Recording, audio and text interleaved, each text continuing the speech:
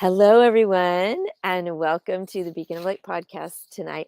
Now, I'm not really solo. I do have my guest here, but I did want to share a little bit about the Light the World. This is a 30-day challenge, and so this is day 6. And as you can tell, I think I swallowed a frog. But anyway, so on the light of today, I wanted to kind of share a little bit about flexibility. So, the light of the world today is flexibility. What's really interesting is that as a teacher in my classroom, I have a lot of supports, right? So, I have several support teachers, we call them paraprofessionals. And so, I service 23 students, all with special needs from all varieties of along the autism spectrum to chromosomal challenges to you name it, they're in my classroom. I have deaf, I have hearing, I have everyone. I even have partially blind, so we got them all. Anyway, so my amazing teacher supports, they're usually always there, but it just happens to be a perfect storm for tomorrow. So that's okay. We'll just be flexible because if you don't if you only stay hard and rigid within the light that you're in, you're actually going to cast a shadow. So let me explain. So, light is a wave, which means it bends and stretches. And that's why it can reach in such depths of darkness through the universe, through space, through time, even through your simple little lamps that you have here. It is a wave. Now, waves are very flexible, right? And so, if we really want to emulate light and shine light to the whole world, we too need to learn how to be flexible as this light can stretch and bend. And with that, many good things can happen. So, this is my day 6 Light the World challenge. And the challenge is to be flexible, just like I will need to be for tomorrow, because with all of my para teachers maybe out tomorrow and my frog maybe getting more bullfrog by tomorrow, we'll just have to see what happens in the classroom. And you have to smile and laugh. Otherwise, then you cry and then you give yourself a headache, and you don't want that. So be bendable and flexible like the light as a wave so it can still reach out and share and touch other people. All right, so that is my 6-day challenge. So that's what I'm going to challenge y'all with. Now I'm going to bring up my guest and we're going to get started with tonight. All right. Here she is, Miss Louise Pistol. So welcome. And before we start chatting out with her, we are going to talk a little bit about this. I'm April Tribe Juke. Welcome to the Beacon of Light podcast. I believe we are all made with light, and light is hope. This podcast brings authors who write stories of hope to all of you. Your journey to be inspired and amplified by these stories starts now. And we're back. Welcome, Miss Louise Pistol. We are so excited that you're here this evening. And so, running on our ticker underneath here, there she is. It is her book tonight called Experiencing Joy. And this is a big Christmas launch, right, Louise? Why don't you share a little bit about it? Okay, absolutely. Back in August, I had actually released the first edition of this book, Experiencing Joy Through Gratitude. And each week has a story or insight. And then there's a place to write a few little gratitude things every day that week. And that was a purple edition, and it is lovely, and I fell in love with it. But somehow along the way, I decided I needed a pink and gold version. So it was just released over the weekend, and it is the Christmas edition of Experiencing Joy Through Gratitude. Wonderful. And just in time for Christmas, y'all. So, this Experiencing Joy, you can have joy during our Christmas time. And sometimes we feel a lot of pressure to, oh, it's Christmas. We should hopefully have this joy. But really, carrying joy throughout the entire year is really what is important, because that's what's going to fill our cup the most.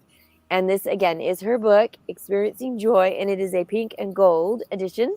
So you definitely want to go ahead and grab that, because I have dove deep into her books as a privileged, I would say, editor and friend. And it's so much fun to read the stories, be touched, have memories open, and then as you read the inspiration, to really write things down. There's differences that happen when you put action to it. So Louise, tell us how all of this kind of came about in the first place, this Experiencing Joy book. Well, my first book, the one that you edited for me, was Discover Your Joy. And it is a daily inspirational book. And the whole time I was writing that, I just felt like gratitude would be the next book. And sure enough, as soon as I somewhat recovered from launching Discover Your Joy, I was ready to start writing about gratitude. But I learned my lesson on Discover Your Joy, which was 366 stories. And that was a lot more than I realized I was getting into.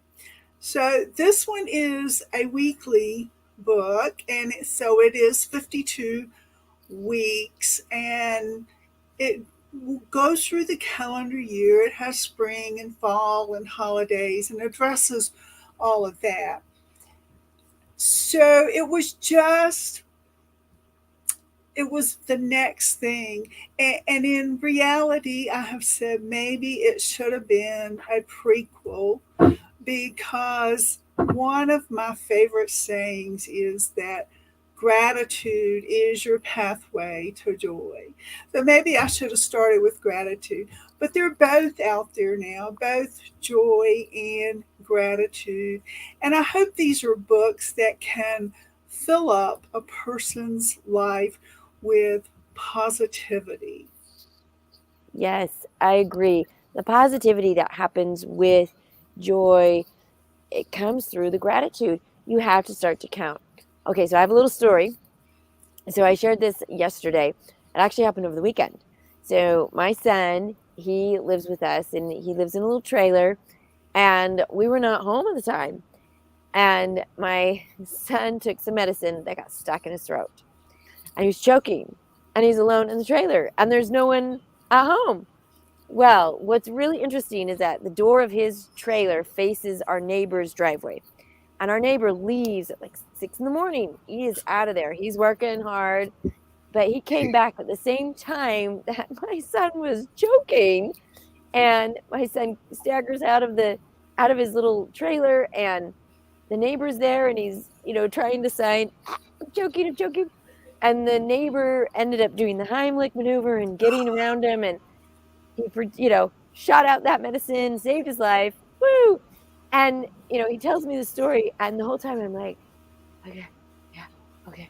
And sometimes as a mom, you're just like taking it Ah! in, and you're like, well, thank you, neighbor. And like this simple piece of gratitude to the neighbor was like, thank you. And then I'm laying in bed, and I'm like, oh my gosh, I really need to be like, thank you. Like, sometimes there's just so many Yes! things happen. And so I was like, okay, do I write him a card now? Like, he's always gone. Maybe I should put something on his, like on his windshield or something. We've had this terrible weather, so everything's been wet. And I'm like, okay, Ziploc baggie time. Like, because I don't know when I'm going to meet him again, because he's so, so busy. And it was just one of those perfect timings, right? The Lord was definitely in charge with that. But it was just so interesting, because the gratitude afterwards was this feeling of like, oh, it was like almost like, hello, you should, you should have been more grateful. And I'm like, wow, lesson is being learned here. I really need to express this more and more, and not be so caught up in busyness, right? So Luis, how do we stop our busyness to count our blessings and be grateful? What should we do? Any ideas? Well, I have a lot of ideas actually, and a lot of them are in the book, as a matter of fact. But yeah, I'd love to share a few with you. And we do get caught up in the busyness of life, and that is one thing about this particular gratitude. It has three little lines for every day. It's not asking you to write a whole page, it's not asking you to write 10 things, three things. And you know what? If somebody doesn't get three things, it's okay. If you can only think of one thing and you only have time for one thing, any gratitude you express is going to build on itself. The more you do it, the more you're going to want to. You're going to get in that habit of gratitude. And even if you don't get to your book one particular day, maybe you're traveling or you forgot it or something, you can always just say thank you and name a few things. And I have this one friend that says he opens his blinds every morning and he says out loud, thank you for whatever he sees outside his window. And that is just beautiful to me. But you can also visualize something, a memory, a sunrise, something like that. And that puts you in that state of gratefulness. And of course, one of your words is amplify. And you do amplify your gratitude by saying it out loud. You're using more of your senses than just saying it in your head. And that's not always, you're not always in a place to do that. But when you can, that is also a good idea. And of course, one thing that I grew up with and have continued is to say grace at mealtime and thanking God for our food and our health and whatever else comes to mind at mealtime. I just feel like that is important. And if you're going to express gratitude at any time during the day, that would be the time I would encourage someone first. Yes, that's wonderful because we're all eating, right? And so just to take that moment and to say thank you for the blessings, the simplicity of that is really habit forming because with you're in the habit, the awareness becomes more and more. And I think the clarity and the way that you might get nudged to say, wow, I hadn't thought about that before, how grateful I am for this or this or this. And some of them can be very physical things, some of them can be emotionally connecting, memories, family members. The whatever of the gratitude doesn't really matter. But what is so interesting is maybe the depth of what we can feel and how we experience the joy through the gratitude. Because as we start to look at things, there's just a shift that happens, and the positivity really just comes about as we experience the joy through the gratitude. So, Luis, you have great information and this whole focus on joy and going through it through gratitude. You shared with us a few things of how to, during mealtime and such like that, to find the gratitude. So, what is something that you can think of to maybe help? Let's start off with the little kids in our life, grandkids, maybe your nieces and nephews. Maybe you teach a class at church or at school, somewhere where you're around children. How do you influence them to help understand gratitude so they can experience joy? Well, I think one of the first things you can do is to teach them just to say thank you. And they can thank someone for helping them, whatever it is. My sister used to teach young children, and she taught them that please and thank you are magic words. And she would always emphasize that with the children that she was working with. But you just teach them to say thank you. or maybe teach them to say thank you and to name one thing. And if it's a particularly a church group where they're starting to learn prayers and all, the thank you is the perfect thing for them to learn to be grateful for whatever they have, whatever it is they want to be thankful for that day.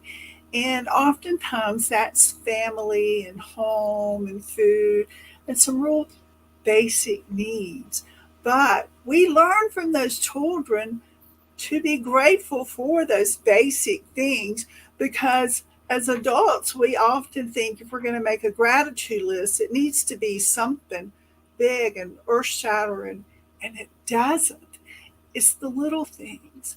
Actually, I talked with a friend yesterday, and she had lost her husband unexpectedly, and someone had suggested to her to keep a gratitude list.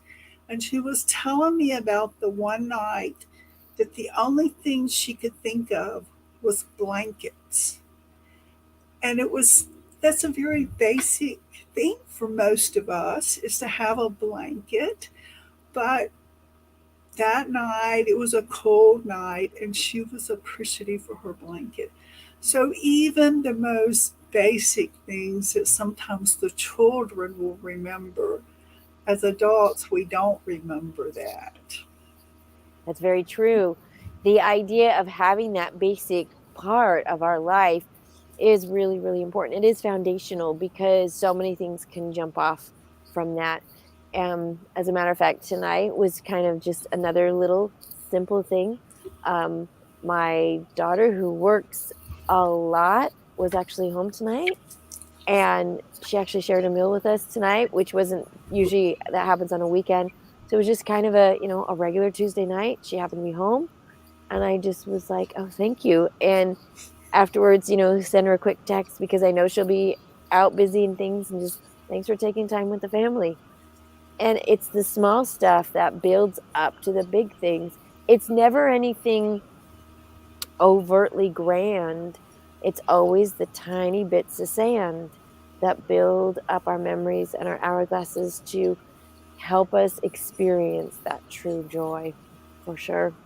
So, Louise, now you have 3 books, 4 books. Share us about your book journeys here and what we can get as your awesome fans to know what's out there for us. What have you produced? And let's get people shopping and getting things ready for Christmas.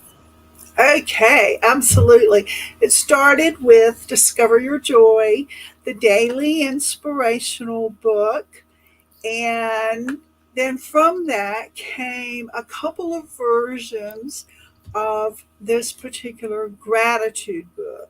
Now, there are some other journals that I've done. There's a companion journal that goes with Discover Your Joy, there's a daily affirmations journal, and some of those are out there too.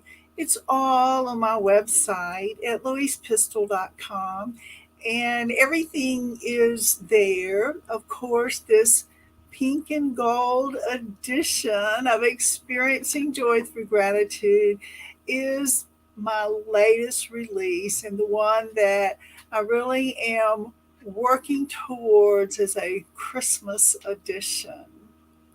Awesome.